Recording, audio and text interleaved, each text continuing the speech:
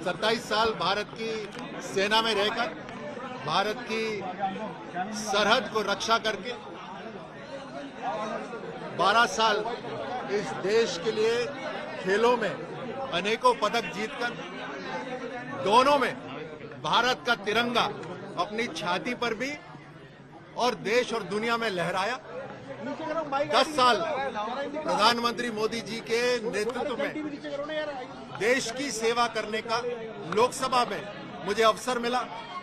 प्रधानमंत्री मोदी जी से बहुत कुछ मुझे सीखने को मिला। अब इतने साल बाद अपनी कर्म भूमि पर आने का मुझे मौका मिला।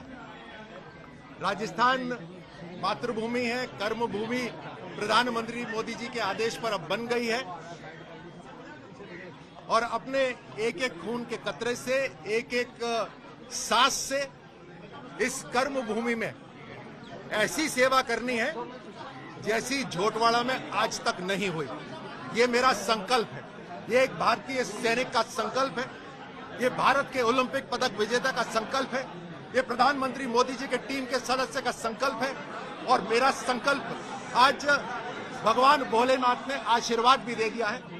मेरे चेहरे पर वहां पर एक मुस्कुराहट थी पूरे समय, और वो मुस्कुराहट इसीलिए थी कि भगवान भोलेनाथ जानता है कि झोटवाड़ा में और राजस्थान में, इस पूरे देश में किस तरह से आगे अगले 25 साल के अंदर प्रगति होने वाली है।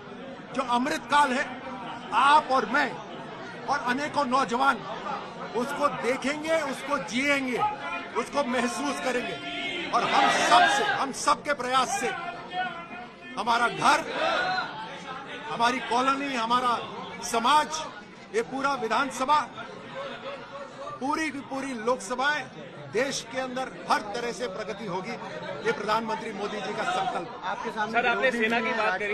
इजराइल फलस्तीन में हिंदुस्तान डिवाइड हो रहा है, ओवैसी भी जो है फलस्तीन के सपोर्ट में बोल रहे हैं। सेना की बात करी आपने, आज इजराइल फलस्तीन की जो युद्ध चल रहा है, ओवैसी जो है वो फलस्तीन के बारे में बोलते हैं। हिंदुस्तान जो है वो दो चीजों में डिवाइड हो रहा है, सर क्या कहेंगे? हिंदुस्तान डिवाइड नहीं हो रहा, हिंदुस्तान की आवाज तो एक ही है।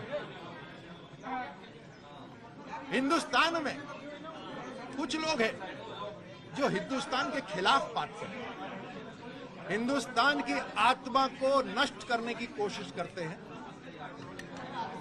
यहां पर जो सबका साथ और सबका विश्वास है उसको कहीं भंग करने की कोशिश करते हैं, लेकिन ऐसा कतई संभव नहीं होगा।